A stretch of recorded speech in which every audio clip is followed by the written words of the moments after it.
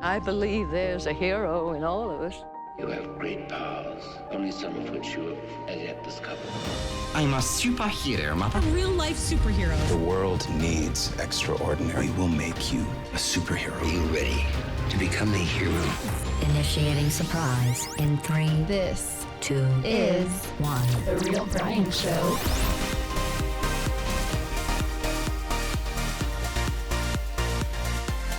Well, I'm officially in the Christmas spirit. We've compiled our top Christmas and holiday activities you can do for cheap or even free. Oh, wait, no, I think they're all serious. Well, anyway, I checked out Hawkeye. Man, was I wrong about my thoughts last week. Captain saw Ghostbusters, and he's going to review that. There's so much more. A Boy Called Christmas, Lost in Space Season 3, new music, so much to nerd out on. So, you know what? Sit back and relax for the next 6 hours. Oh, Aunt Bethany. You know, you shouldn't have done that. Oh, dear. Did I break wind? Let's rock it!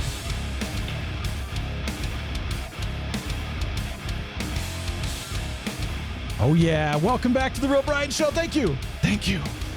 I smell something. Was that you? That was not me, man. I'm like many hundreds of miles away from... Wait, are we thousands You're of like miles? 700 miles away from me, yeah. Wait a minute, though. 700 miles away. That's if I was in Colorado right now, but I'm not. So I think I'm around like 1 million miles away, something like that. I don't know. It's one of the planets. What are you on? Don't. I can't tell people what planet I'm on right now. It's... Welcome. All right. Well, anyway. Welcome to The Real Brian Show. Thank you. Thank you for joining us. Captain, thank you as always for being here. And heck hey, yeah. We're going to have a good time today. What else am I going to do on this afternoon, right? Well, seriously, you know, what are you going to do with your life otherwise if you're not a part of The Real Brian Show or listening to The Real Brian Show or whatever? I mean, it's just, I don't know, dude. My answer to that is usually I want to rock.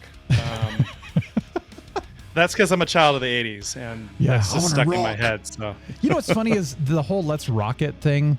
Somebody was asking me, where did that come from? I don't even remember. Honestly, it was something I did a long time ago. I was like, let's rock it, man. And it's not like an 80s thing. It's not I only love rock music kind of thing.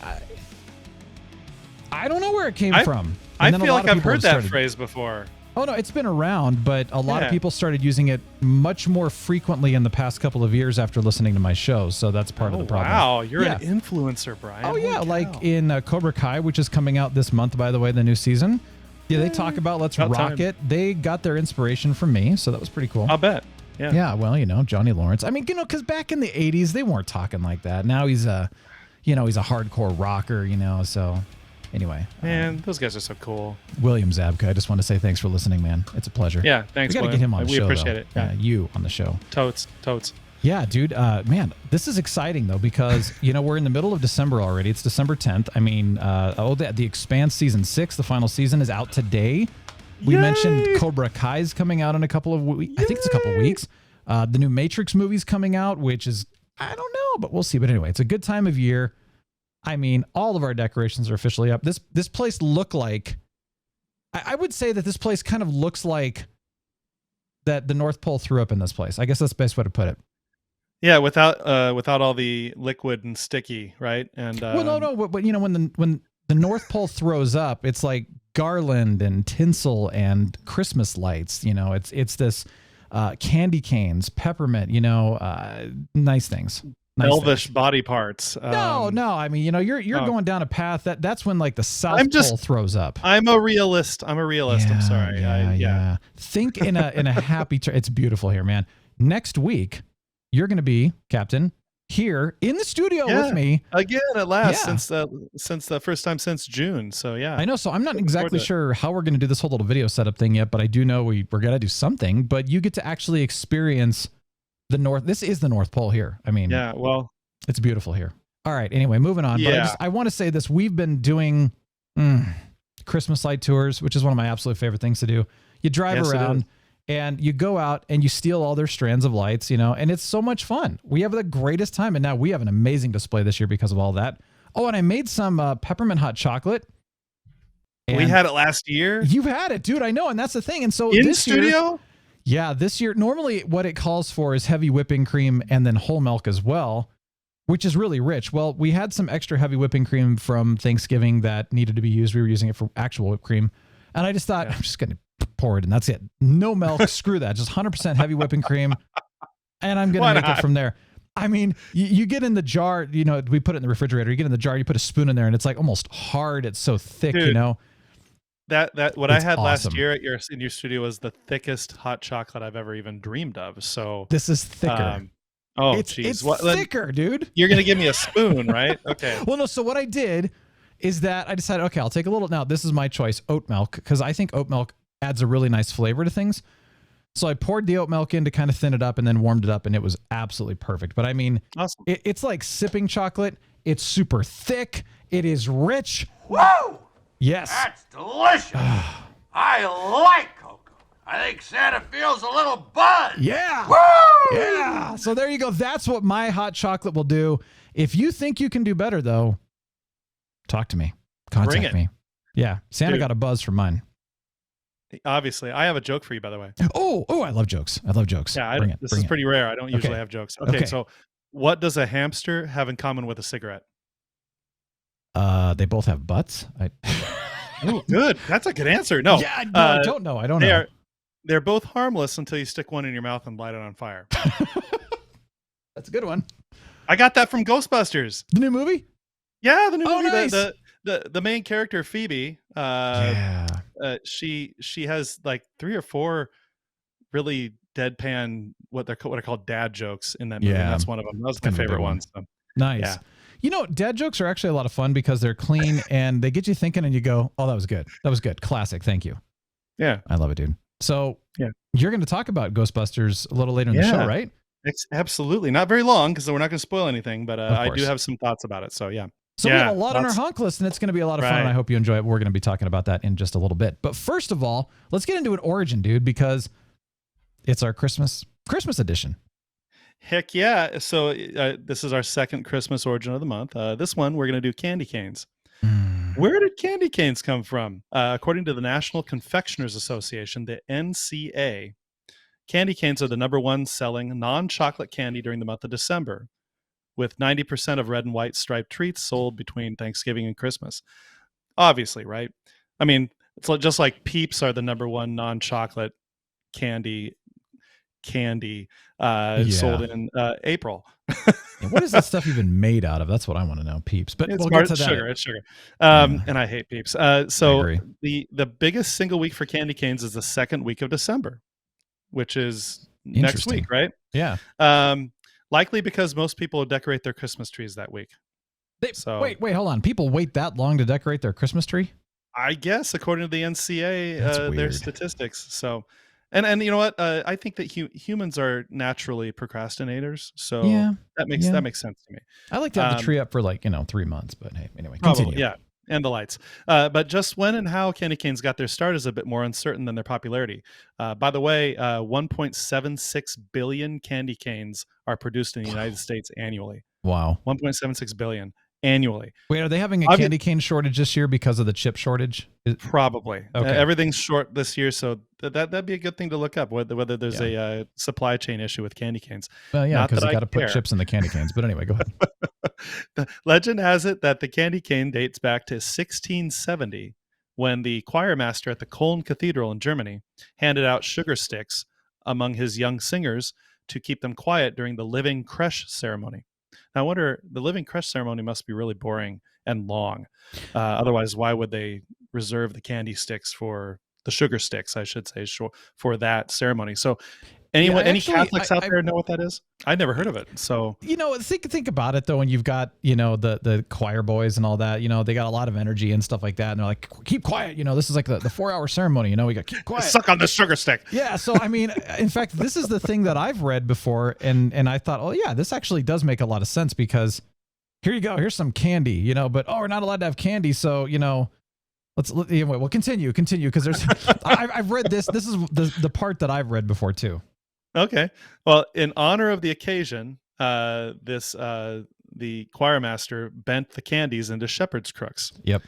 However, some experts believe this is an urban legend, and that it's just as likely the Germans added the hook to hang them from trees alongside cookies, fruits, and other treats. Most, however, agree that the white candy cane made its U.S. debut in 1847 in Wooster, Ohio, when August Imgard, a German-Swedish immigrant, decorated a small blue spruce with paper ornaments and candy canes. Nice. Of course, today there's nothing more iconic when it comes to candy than the alternating red and white stripes of the candy cane.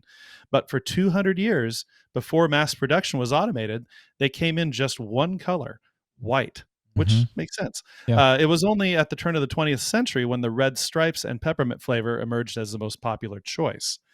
So that's when they kind of firmed it up as the red and white stripe version that we all know today.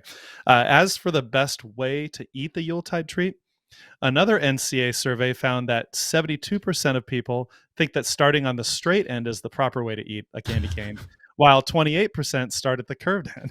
So interesting.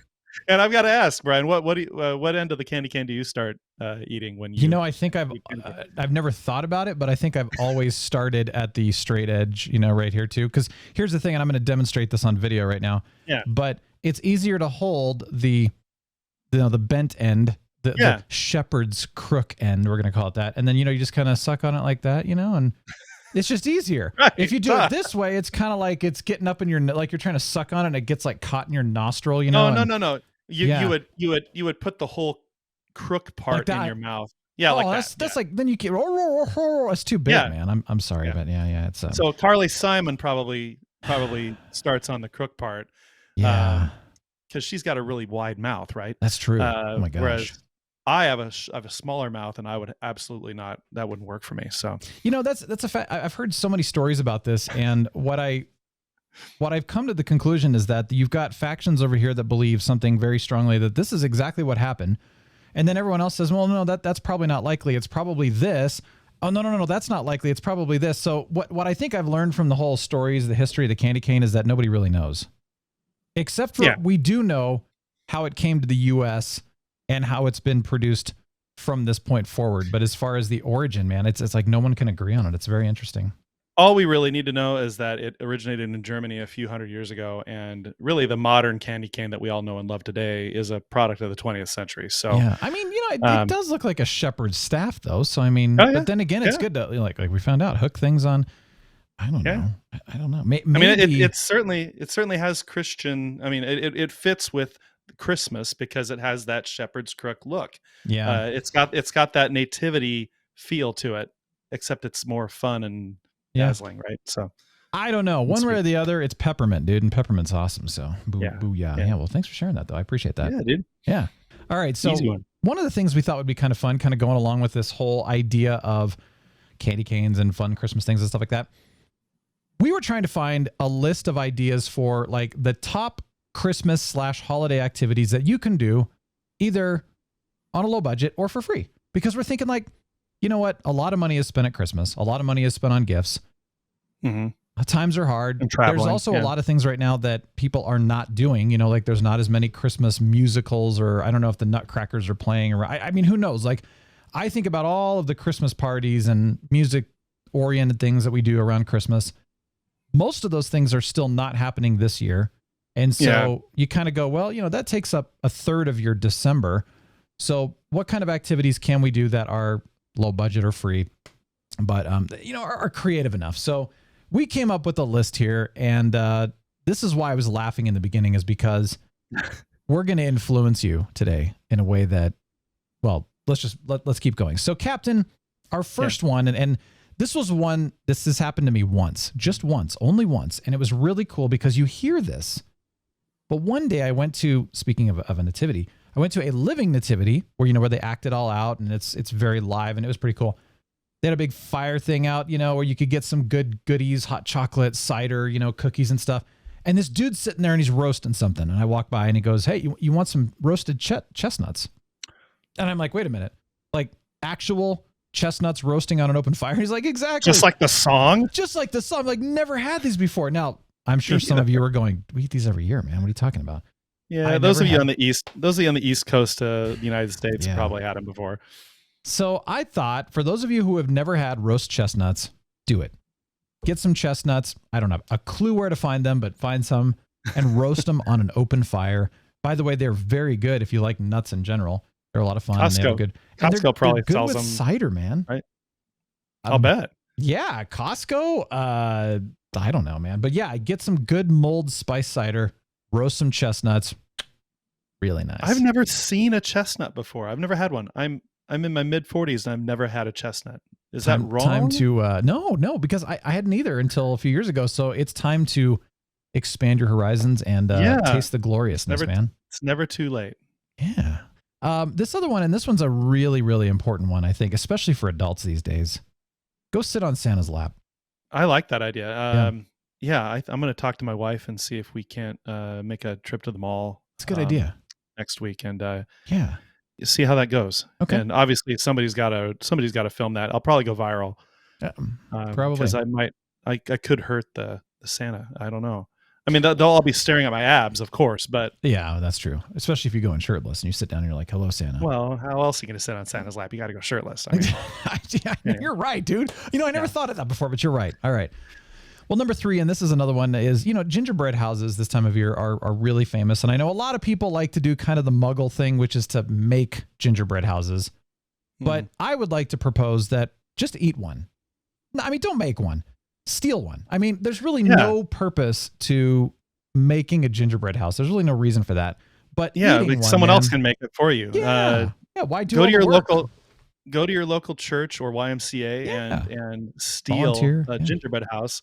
If they're having a gingerbread house contest, that's even better. Like a house-a-thon? Take like 3 or 4 and just abscond with those, take them home and chow down. I like that. And if you're shirtless when you're taking them, they're not looking at your face, they're looking at your abs, and so they won't recognize you later in a lineup, so you'll be fine. Well, that would work for me, but for anyone else, just distract them somehow, like pull the fire alarm or What I've never done is eaten one. I've made a couple gingerbread houses in my past, in my childhood, and it's, I haven't done that as an adult, but I have never eaten the gingerbread house. Yeah, me neither. It's like, it should be on our Christmas bucket list, man. All right, the next one is play in the snow, man. This is another one that, hey, if you have snow, which a lot of us don't right now, then go play in the snow. Have a good time, make snow angels. Build snowmen, snow forts, giant snow sandworms, from Dune or something like that. I don't know. Oh, totally. A snow sandworm. How would you do that? Would you the snow angels is doing this, right? Well, the snow sandworm, you do this? No, you make it, like it's an actual sculpted sandworm that's giant. So, I mean, you're literally collecting the snow from, you go out to like a park or something like that. You collect all of the snow from all of these acres and you make a massive life-size Dune sandworm. So when somebody walks by, I mean, it's this like 300-foot tall sandworm out in the middle of a park. It wouldn't melt until probably September, but it'd be fun. Yeah, certainly 300-foot long, but that'd be. I don't want to do that, but that's a good idea. Here's another option, which is kind of interesting: is get an extension cord and a hairdryer and go out and see how long it takes to melt the snow. That's kind of on fun, your driveway. Actually. Yeah. No, I'm just thinking in general, out in your grass and everything. Okay, well, get up on your roof. I was just thinking driveway and get just instead of scooping the snow, hair dry the snow, and see what your neighbors think. I mean, see how long it takes for you to have 3 or 4 neighbors out on their driveway with their phones up in front of them, and you'll go viral. I mean, it's all but I'm about telling going you, viral this season, if you really want the challenge, your entire yard, driveway, front yard, backyard, everything. I mean, somebody drives by and it's like there's snow in the street, there's snow in all your neighbors' yards, and you are 100% snow free. That's the challenge. That's the challenge. Do your neighborhood. Well, you could do that too. I mean, if you really wanted to take that on. The next one is go sledding. If we had snow, and we don't because we just melted it with our hairdryer, so we don't have any snow. But if you have snow somewhere, then go sledding because, I think I went sledding once. You know what would be really fun, though, is to try that non-stick Teflon kind of thing, that they use in Christmas Vacation. Put it on the bottom of the saucer and actually see how well that works. Or you have a really long extension cord. Have the hairdryer with you on the sled and see if you can melt the snow in front of you as you're going down the hill. I like that, man. Yeah, I'm liking this list so far. This is fun. Yeah, it's fun. All right, winter scavenger hunt. I've only ever done one scavenger hunt in my life, which I might feel a little bit deprived, maybe. But whatever, right? So a winter scavenger hunt is, you go out in the snow and the cold and you pick things from winter. I don't know, I like pine cones and Christmas trees and or something like that. reindeer droppings and It's a good one. That's a good one. Yeah. Lawn ornaments. People are out there. Go find yourself one of the blow up Santa ornaments, and grab it and take it back and win a prize. Yeah, and the prize is if you're cool, the prize is you get to ride on top of the snow sandworm. So there you go. You got it. Yeah. Okay. Now this next one, and this is a really fun one too, is try a new dessert. And by the way, a Christmas-oriented dessert, holiday-oriented here. So we're not just talking about, I had a new cookie or something, So I looked a couple of up here, and one of the most important ones here, and Captain, I don't know if this is a holiday one, but hamburger cheesecake. Is that a little hamburger cheesecake? Would that be more like 4th of July? Because I'm not sure that's really the Christmas. No. In the southern United States, hamburger cheesecakes are a huge Christmas thing. In fact, we should do an origin on that one of these days. Okay. They add peppermint to it, so it makes it kind of Christmassy. Okay. Yeah. So a peppermint hamburger cheesecake. Good. Yeah. All right. Now here's another one you can do, and that's a candy cane cake, which that sounds really good. Actually. Yeah, that'd be easier, but yeah, okay. And it's got the frosting and white and red and crumb. Yeah, that actually does sound really good. We did peppermint chip cookies. I think is what it was. You use actual real peppermint, but it's actually these peppermint chocolate candies. Oh, so, I thought you would crush. You'd use crushed candy canes on. You do on the top, so you can. What you do is you use the peppermint chocolates. It's usually white chocolate. I think it's a mix actually. I think it's white and dark with peppermint. You cook with those in the cookie, and I think it's a sugar cookie base, but it's got some additional stuff to it. And then you crush the little candy cane peppermints on the top, which is really good. I think sounds like a lot of work. Yeah, peppermint hamburger cheesecake is less work. I know that. Speaking of cheesecake, gingerbread cheesecake is another option for those of you who are vegan or vegetarian. You don't have to do the hamburger in it. You could do gingerbread instead, or the cheese. Yeah, well, I guess if you're vegan, you're screwed. Yeah, you can't have any of these things. These have dairy in them. Forget it. Tune out for a little while. If you're a vegan, then my recommendation is just I don't know, like a stalk of celery, maybe. All right, the next one would be try to make the world's greatest hot chocolate, which I've already done, but see if you can make a better one because I would love somebody to one up my recipe. That'd because really cool. You do make the best hot chocolate. I appreciate that. Basically in the world. So I need to sell that or something or share it with the world, but I don't know. You know what? Put it on all recipes, dude. Yeah. I know. Here's another one, and this one is a little less serious, a little more comical, and that's make wassail. Have you ever had wassail? I don't. Do I know what wassail is? Have you mentioned it before? Because I don't remember. They talk about it in Here We Come a Wassailing, yada yada yada. There's different carols and stuff like that mention wassail. It is like a cider, but it has some different stuff in it. So I would highly recommend. Looking up if you've never done it before, look up a recipe, make some wassail. We actually had a friend of ours who used to have Christmas parties. He had the best. He and his wife always threw some great Christmas parties. I miss doing them. And they would make homemade wassail every year. Everybody looked forward to it. They'd come over and they'd serve it. And like I said, it's very cider-like, but it's a different flavor. It's so good. And do they have? Can you make hamburger wassail? Yeah, well, I'm pretty sure you can. I think I would recommend chicken broth wassail over hamburger, though. It's a little easier. Beef. Well, how about beef broth wassail? Well, you could do that too. Usually what I recommend is after eating a chicken, like a whole chicken, that you put in the oven and all that, you just take the bones and stew it and then make wassail out of the bone broth. So it's like bone broth wassail. That's what it is. Okay. Yeah. So any other traditions or ideas that you have, let us know, because I'm telling you what, like if you have any great food, dessert ideas. Anyway, moving on. Make your house smell like Santa's living room. What would Santa's living room smell like? That's my question. Captain, what do you think it would smell like? I'm thinking Santa's a pretty big guy, so I'm thinking cheeseburgers and lint. Cheesecake. Lint, yeah. Yeah, lint. Lint has that certain smell to it. So cheeseburgers and lint, and Mrs. Claus isn't going to be able to keep up with that body stuff. odor. Right? Well, that's the cheeseburger part. No, but I mean, when you're in that coat, you're sweating, man. I mean, unless he's sure. Yeah. So Santa's living room. So make some cheeseburger cake, so that'll get you most of the way there. And then I'd say cheeseburgers and peppermint, honestly. Because Mrs. Claus will be trying to use the Glade plugins. and she would pick Clay Peppermint. plugins. Yeah. So it'd be this weird mix of cheeseburgers and Glade plugins. Peppermint. Yeah. What do elves smell like? You don't want to know. See, I had a slightly different take on what Santa's living room would smell like. Like to me, I'm thinking peppermint, cinnamon, clove, cookies. Oh, so like hot grandma's living chocolate. room, your grandma's living room during Christmas. Yeah. Minus Like the Chex Mix. mothballs and the formaldehyde, though. Homemade Chex Mix. Yeah. Remember that during the holidays? Yeah. Oh, yeah. When there's what's that stuff called? It's a type of Chex Mix, but it's like Puppy Chow. Yeah, but there's Puppy Chow, and then there's like Nutter. Anyway, I don't know what they are, but anyway, it's the chocolate mixed with all that with peanuts and powdered sugar and it's Puppy Chow. Peanut brittle. Oh, peanut brittle. Oh That my has a gosh, very I forgot about distinct peanut smell. brittle. Yeah. So that's how you'd like Santa's living room to smell. But that's true, but the reality I think might be a little different. I'm probably right. Yeah. Yeah. Okay. Well, anyway, another one here we found is what they call Christmas tree I Spy. So, people have played the I Spy games like, hey, I spy a Christmas tree over in that person's window. So really, we should name this game Creeping on the Neighbors at Christmas. Yeah.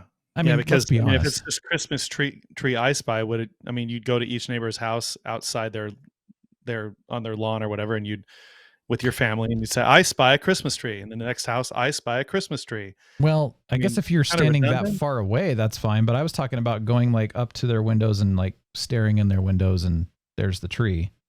Oh, well, then it's just straight on creeping on the neighbors. Okay. Yeah. Okay. So maybe I had this game wrong. Yeah, I'm thinking you kill the I Spy part and just call it creeping on the neighbors. So yeah, okay. Go creep on your neighbors this Christmas. I guess it depends on how bold you are. If you're one of those like, outgoing kind of people, extroverts, then creeping on the neighbors is probably the name of the game. But if you're kind of one of those introverted, shy people, then, Christmas tree I Spy. Call it what you want. It's the same thing. All right. Here are a couple of altruistic things that you could do that I figured we should probably mention these. Yeah. I mean, gift giving, right? We all know gift giving. Try to think of some fun. Here's an idea. I just thought of this one. What if you were to go and decorate your neighbor's house with lights? Like just all of a sudden, they're gone. They come home and, and you're using your own power with an extension cord, all of a sudden they come home and their house is lit up and they're just like, what the heck? You don't like that? Okay. Well, another option I don't like using your own power. I think you should make them pay for it. Power. Okay, yeah, well, totally. I mean, whatever. Come on, you're doing all the work to put lights on their house. They should pay for the electricity. The other option is to, decorate a front door to make it look like an actual gift. The ribbon and the packing or your neighbor's front door. Your neighbor's front door. Yeah, you're doing this for someone else. Yeah, yeah. You can give cookies and homemade food to someone unexpectedly because hey, everybody loves a good treat this time of year. Here's another one. This is a really good one. You can return the package that you stole from your neighbor's front porch. That's very altruistic, actually. Yes, I like that one. Okay, that's my favorite one. All right, another one is make a holiday playlist. Now, for those of you who have not already done this, I'm actually amazed how many people have not made holiday playlists. I've got my Christmas playlists all over the place that I keep adding to every year. So if you don't have one, I will share my Christmas playlists in the show notes and also in the comments below on the YouTube channel. So, feel free to follow them, listen to them, or mix and match your own, but do something fun. I've got a bunch of stuff in there. Like the All I Want for Christmas with Lil Jon and the Kool-Aid Man. All I really want for Christmas. I mean, that's a great song, dude. That's a great song. I can't imitate Lil Jon very well. Did you? Yes, I played. It's Oh Holy Night by this screamo band, and oh my gosh, it starts off with this beautiful children's choir, and it morphs into this kind of Trans-Siberian, and then it's and it goes like fall on your knees, and that's literally dude. That's one of my favorite Christmas songs of all time. Find a reindeer if you live in that part of the country or the world, or an elk, and try to ride it because Santa does, and see if it'll fly. Don't try. Go full Yoda on this. YOLO. Do it. YOLO. Yeah, that's true. I mean, really, there's nothing like jumping on an elk or a reindeer and fly, Rudolph, fly. Yeah. Come on, it's good. Create snow globes from mason jars. I thought this was a kind of a cool idea. I actually have an old snow globe that is unfortunately not really working very well anymore. So I thought, well, I don't know how you do it. I'm sure you could find some cool things on Pinterest or whatever, but get an old mason jar, do some fun stuff, and then go to town, shake that thing up, snow flying everywhere. That'd be a lot of fun, man. That's actually kind of a cool little creative idea for those of you looking for some good gifts. I think it'd be a lot of fun. Of course, Christmas light tours, I already mentioned that. This one I saw all over the place, and that is have like a little slumber party underneath your tree. Now, Your tree's got to be big enough, of course. Sleeping under the tree sounds like kind of a fun idea. Here's another one. Do a Christmas village. Christmas villages are a lot of fun. There's all kinds of cool things out there. I want to know, though, is there a nerdy Christmas village? Because how cool would it be to recreate, like Tatooine, but Christmas, Yeah, I was going to say Star Wars and Star Trek. You could have, put a little hat on your model Tauntauns. of the put a little hat on the tauntaun. Yeah, but that's Hoth. But yes. Lots of snow. I'm thinking very though. Christmassy. Oh, that's true. You could do a Hoth scene. I was thinking of recreating a bridge. So you could take like the USS Enterprise from The Next Generation, and you've got the bridge, and you do like Christmas trees on the bridge, and that could be your little snow village. I mean, this is fun. Christmas karaoke. Now, this has got to be one of my absolute favorites because, when you can do something like this.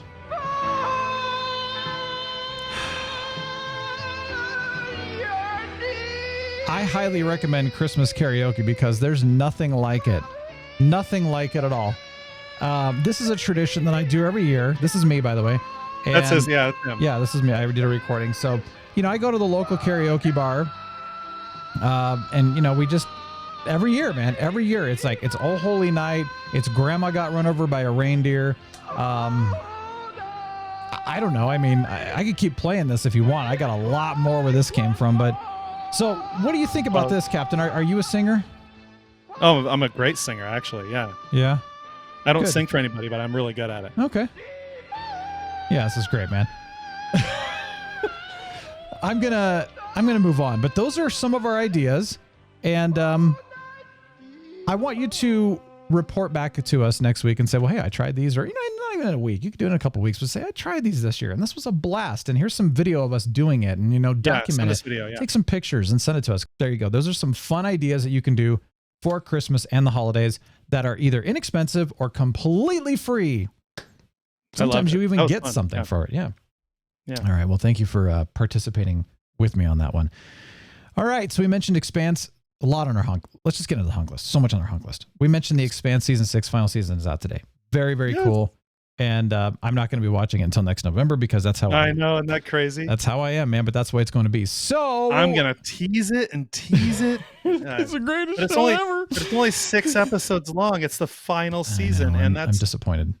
It's sad, but at the same time, it's really awesome that we can go back and watch it from the beginning all over again. Yeah. It's someday. That's true. That's very true. Lost in Space season 3 came out. Now I know you've already gotten into it. I got to be honest. I was getting ready to watch it and I just went, okay, I am so backlogged right now with so many shows that I'm watching all at the same time that I was just like, I know that I will not really fully enjoy it. Like I know I will when I'm watching too many shows. So I was like, I got to get through. I'm almost done with Cowboy Bebop. I think I've got 1.5 episodes left on that. I'm watching Wheel of Time. I'm watching Hawkeye. I'm watching, I don't even know anymore. I'm losing. That's all right. Star Trek Discovery. So you've watched it. I'm going to let you give your report on it. And what do you think?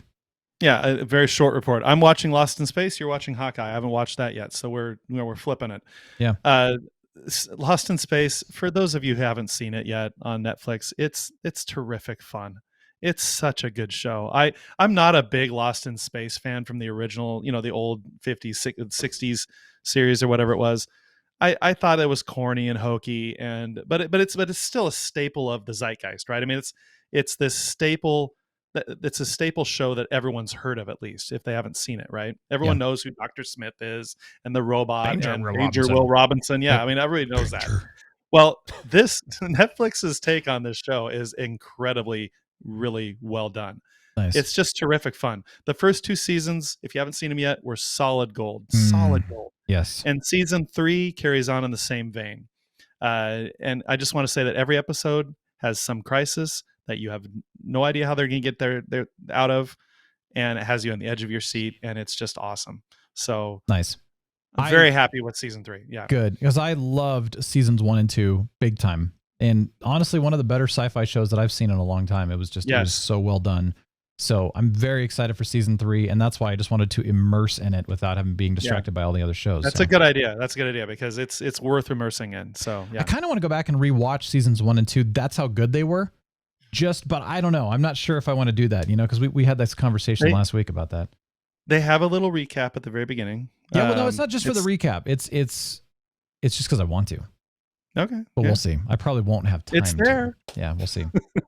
Well, Wheel of Time, I finally got into episode 2. That's as far as I've gotten, though, because, they're only releasing a few. I think there's only 4 or 5 out right now. There's anyway. 4 so far, yeah. Yeah, so, Well, there'll be 5 tomorrow, so. I said that the first ep was really slow in the beginning, and then it got really, really good towards the end. I watched the second ep, and it was also very, very slow. And I'm okay with slow, methodical storytelling. But there was a lot in this episode that did not seem to go anywhere at all. And I'm sitting there like, what is going on? Why are they having this conversation? Why is he, constantly depressed? I don't know. It was okay to me. It was nothing spectacular. And then, but you know what? Here's the thing. I love the genre. I love the world that they've created. I'm very excited to see something happen. And hopefully it does happen in episode 3 or 4 or whatever. But there's one thing in this show that's just kind of driving me crazy, and I finally figured out what it was. There's 2 things. One is it's the casting of the 4 young characters. I don't think that the casting is very good. I don't think really any of them fit the part. Nothing against them as actors, but I look at them and I go, these guys do not look like something out of a medieval fantasy story. They don't look like people that live in a village and have worked hard and have, tried to live off the land and have they don't look like that at all. They don't look like fantasy characters, right? They don't look like anything realistic. Like if they were to work even on a farm, I wouldn't believe it, So it's like they look like indoor kids. And I think that's part of the problem. So a lot of that doesn't fit. The language that they're using, and how they speak, the wording of things, their mannerisms, it just feels very out of place. So what it feels like to me is that like I'm watching a CW MTV 21st Century America version of a story that's set at a Renaissance festival. I mean, okay. That's what it feels like. I don't know. It just doesn't feel 100% believable. It doesn't feel authentic. Authentic. That's the word. Authentic. Yeah. So what did you think? Well, I'm the full 4 episodes in, and the show it's keeping my attention, but I still don't know if they can properly finish such an epic undertaking. I mean, to do Wheel of Time right, it would need at least 6 seasons, and I'll be surprised if they make it past 2, honestly. Yeah, I just don't feel like they're hitting their stride. I hope they do start hitting their stride, but the generous sprinkling of modern society is still throwing me. Like just the social, the modern 2020s social issues that they're sprinkling into the story. Yeah. I just wish they could have done this like Lord of the Rings or Game of Thrones and given us a pure fantasy tale instead of adding their own little wokeisms to the mix. Yeah, I agree. I feel like that is going to cause, because their target audience are people who like the fantasy genre, right? And especially the people who have read the Wheel of Time series. Well, they've already lost those people for the most part, with a few exceptions like myself. But at the first episode, people are going to go, "This isn't Wheel of Time," and turn it off. Mm-hmm. So they've already lost a giant. I mean, they potentially lost a giant portion of their demographic. I just don't feel like the way they're handling this is going to last. I really don't. I might be surprised. Maybe they'll pull out of this nosedive they're in. But and to be honest, like I said, the first 4 episodes, it's not bad, and it's mostly following the first book, mostly. But there's just enough difference to it, and the casting is weird enough that I'm very skeptical. So we'll see how it goes. Well, we know a lot of people we've heard from, actual friends, and then I've read some of the comments and stuff online and stuff, and some of the really hardcore fans of the books are not thrilled with this retelling of the TV Nor show. should they be. No, but again, it's not a bad show. It is entertaining, and there's still fun stuff to watch with it.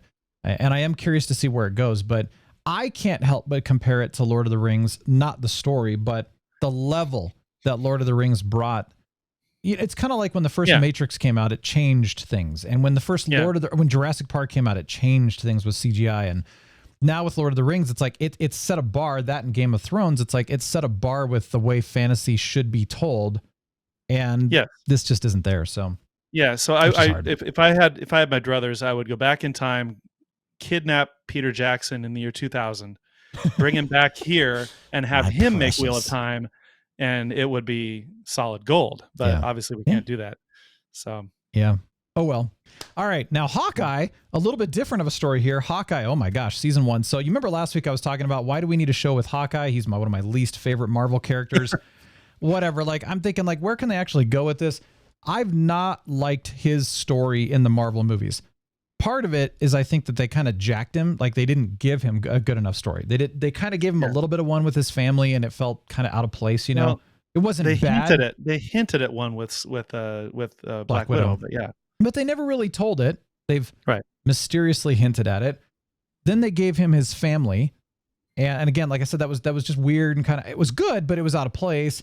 And then all of a sudden they give him that whole Ronin storyline in Endgame, which all of a sudden I was kind of like, well, now I'm fascinated. But then he hangs that up and, you know, okay, I'm done with that. I still am not a big fan of Hawkeye, the character. He's kind of a dick. He really is. Like, he's really amazing to his family. And that's awesome. But I mean, he's just not a very nice guy. He's kind of cocky. He's got a chip on his shoulder. He's got an attitude.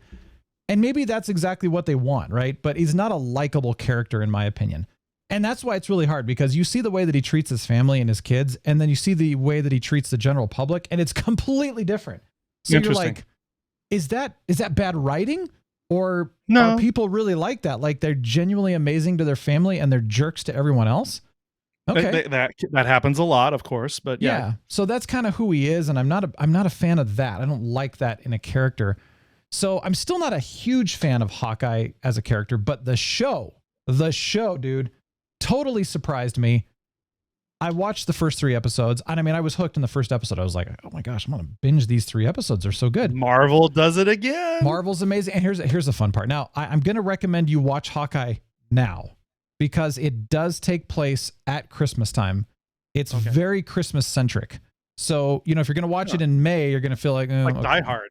Okay. Yeah, it is. And so now's the time to watch it if you're interested. It's just, it's going to fit. It's going to feel good because it's the holidays and stuff like that. It is a great soundtrack. They have a lot of fun Christmas songs in there. But I'm not going to spoil anything about this. The only thing I'm going to say is that they do bring in some of the Ronin storyline. That's all I'm going to say. I'm not going to say what it entails or how it works out, but that was something that, you know, I wanted to see. And because of that, it drew me in. They do have another main character in there, and oh my gosh, the chemistry and the interaction between Hawkeye and this other character, again, I'm not going to spoil anything, is fantastic. I'm actually blown away. Like, this is so good. So even though I'm not a big fan of Clint and yada yada, I'm glad they're finally giving him some backstory. They're starting to help us to understand a little more about him. I still don't really know why he is the way he is. But anyway, I'm very, very intrigued to see where it goes. And I mean, I'm loving it. So I'm blown away how much I'm loving it. Like, I'm liking it significantly more than the Falcon and Winter Soldier. And in some ways, to me, Falcon and Winter Soldier was not my favorite show. It was okay. That's fine, but it was still a great show. I'm liking it better than WandaVision so far, even though WandaVision had a lot of really cool things to it. So it's all different. That's the thing. This is very different, but I like it. So not everyone else is going to agree with me. Everybody's going to have their personal opinions and stuff. And I know some people, in fact, Lord Thunder said he's heard mixed reviews, and some people really don't like it at all. But the reviews on IMDb right now are very positive. So I say check it out, see what you think. If you don't like it, booyah. There's something different for everyone. Heck yeah. Yeah, man. All right, dude. Let's get into Ghostbusters. Talk about this. I'm excited to hear about the movie. So I finally saw Ghostbusters Afterlife with my movie buddy, my mother-in-law.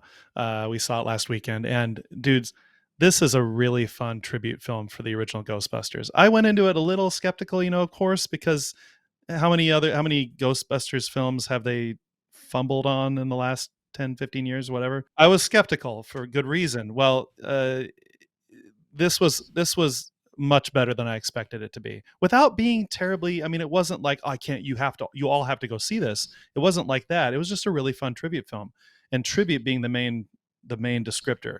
It was almost laid back in its plot and scope, but it was chock full of great nostalgia and cameos and several dad jokes, like I already shared one with you. If anything, there was almost too much nostalgia, but I really liked it. The cast was superb, especially the young actress who played Phoebe. I love that name, by the way. I love Phoebe. Her name was McKenna Grace. She's only 15, so I've never heard of her before, but she did a fantastic job. She plays a 12-year-old in this movie. Okay. The addition of Paul Rudd, who we all know and love from Ant-Man. God, I love Paul Rudd. It added that quirky Ant-Man style humor element to the mix, and the result was just a lot of fun. Well, and the dude from Stranger Things, kid that plays Michael. And one one of the kids who plays in Stranger Things, who is Yeah. much older now. Yeah. Yeah. he's fun, you though. know, college age now. I would Yeah. recommend this. I'd recommend this movie to anyone who is a fan of the original Ghostbusters, especially if you grew up with the movie in the 80s. Afterlife seemed tailor-made for that demographic. And by the way, don't forget to stay a few minutes, just a couple minutes into the credits for an awesome final scene. Booyah, dude. Yeah. Well, I'm glad to hear that, because one of the concerns you had going into it was that you were worried it was going to be too much nostalgia, but the fact that you said you liked it, that's good, dude. Yeah. Good to hear. All right, I got two, I'm going to call them happy, fun movies, little Christmas movies here you guys can check out if you really want to. These are feel-good movies, family movies. Well, the first one is a feel-good family movie. It's very positive. It was so funny. I was telling Sarah, I'm like, I'm looking for a new Christmas movie that I've never seen before. That's magical, adventurous, fun, clean, positive, and exciting. And I found this movie called A Boy Called Christmas, based on a book. It's on Netflix. We both watched it. We both absolutely loved it. It's got great actors, great story, beautiful scenery, good acting in general, also a great soundtrack. And it was a lot of fun. Like, it was a really, really cool telling of the Christmas story. It's got some Finnish, tradition roots in it. And it's just well done. So if you're looking... It took place in Finland? Yes. And you know how like some of the Finnish... Well, there's a lot of different Christmas traditions all over the world, but Finland has a lot too. And it's from more of that style. Okay. But interesting. It's got some great actors in it, really. And they all did an amazing job. But like, for me personally, okay, is it Die Hard? No. Is it Christmas Vacation or Home Alone or, no, but it's a lot of fun. It's something that's new. It's going to become a Christmas tradition for me every year now, or at least, for a while anyway. And I was even telling Sarah, I'm like, I can't wait to watch it again, because I really, really enjoyed it. So highly recommend it if you're looking for a good, positive Christmas movie. Now, another one here, and this is, dude, this, I will check out random movies on Netflix. Like, I'll turn them on and see, Christmas movies. And I don't watch the Hallmark ones because those are too cheesy for me, but I know people absolutely love those things. But again, it's more of a what's positive, what's happy, what's fun, what's going to make me feel good after watching this. And so I thought, well, this movie, had an interesting little preview. It's called Lovehard. And so I'm like, oh, I'll check it out. And I'm looking at the preview and I'm like, oh, it's kind of interesting. Yeah, I'll check it out. And so I started watching it, and all of a sudden it was like, this is kind of hooking me. This is actually pretty good. And I'm like, I don't watch these kind of movies. I'm not into the romantic comedy movies at all. In fact, most of the time, those drive me crazy. But I'm kind of like, this is kind of good. It keeps going. I'm like, this is funny. And it was one of those very heartfelt movies, and you walk away feeling really good. Of course, it's very predictable, but I really enjoyed it. And it wasn't as cheesy bad as some of those other ones that are usually on there. It was actually well put together and stuff. And I liked it. So Lovehard, it's on Netflix as well, if you ever want to check it out. It's got, I don't even know her name, but she's been in a bunch of stuff as more of a B actress. But she was in that you remember the Triple X movies with Vin Diesel, and he's that extreme sports guy, and then he becomes like an agent. And then they did the third movie that came out in 2017 and all that, and they totally made fun of themselves, and it was so awesome. She's the tech girl in that movie. And then I've started to see her randomly in other things. And like I said, I don't know her name and I don't know much about her, but it's kind of like you recognize her. She did a great job. All of the other actors that were in it did a really, really good job too. And I was just like, this is actually a lot of fun. So here you go. There's a couple of fun little cheesy, call them guilty pleasure Christmas movies you can check out and enjoy.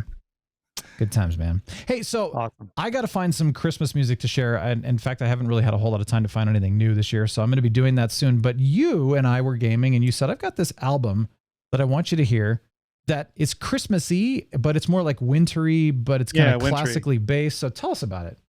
Yeah. So back in 2008, a couple of years before I got married, I suddenly got an anxiety disorder out of nowhere. I wasn't unusually anxious or stressed or anything.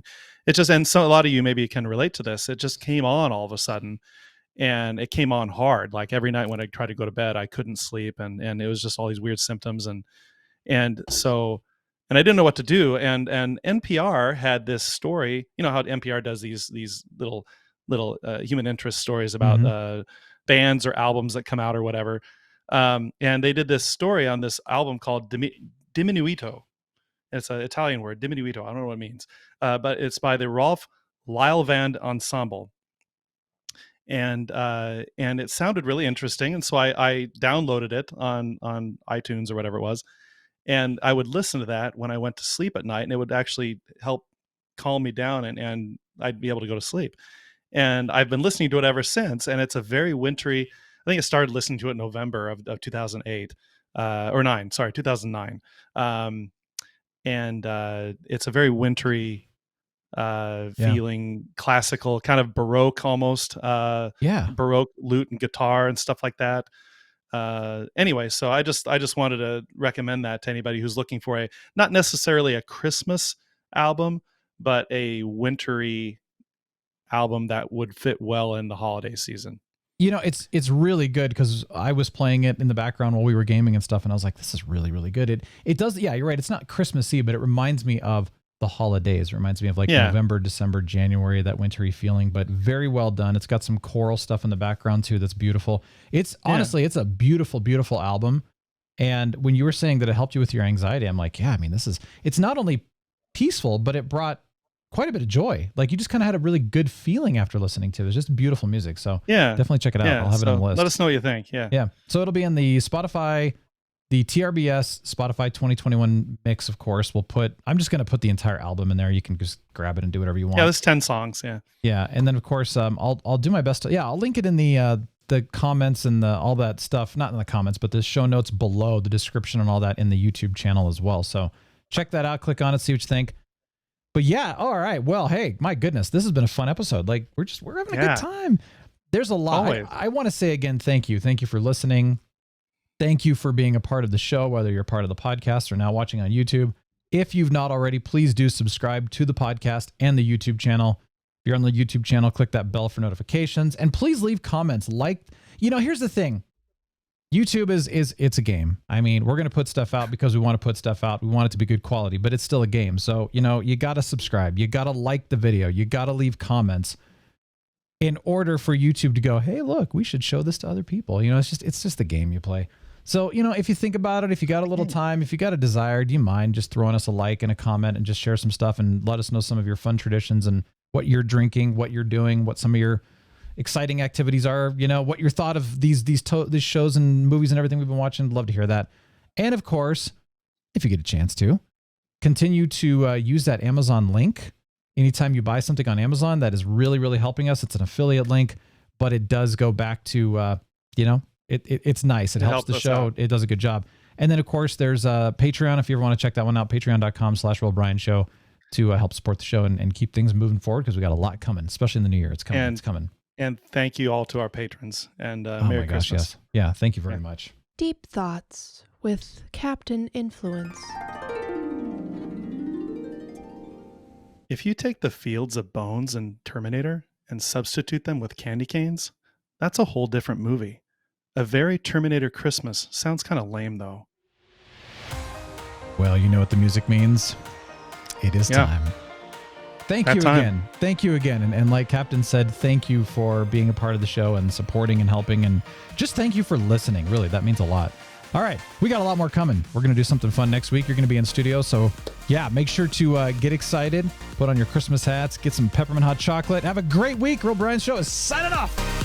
The Real Brian Show is a production of 514 Media at 514mediaempire.com.